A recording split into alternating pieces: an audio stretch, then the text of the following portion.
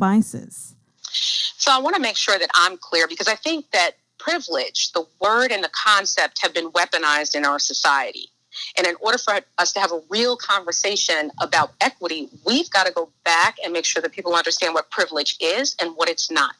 So privilege exists not because of anything that you do or I do individually. Privilege reflects a value that society places on our identities, right? So whether that has to do with our race or our gender or our sexuality or our country of birth, our physical ability, all of those are things that society every single day is making choices that show what it chooses to value and what it doesn't value, right? And from that, then, people then experience privilege. Now, that there's no shame or blame in that, and it doesn't mean that they never experience hardship and they don't work hard. But what it does mean is that society affords certain benefits and opportunities, certain supports. But almost more importantly than that, it means that privileged people are protected from having to worry about and think about certain things.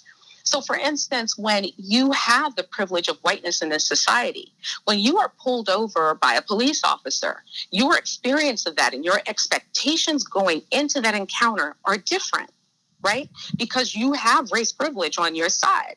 Whereas people of color, and particularly Black people, actually are experiencing anti-Blackness and oppression in that scenario, and therefore have a very different experience.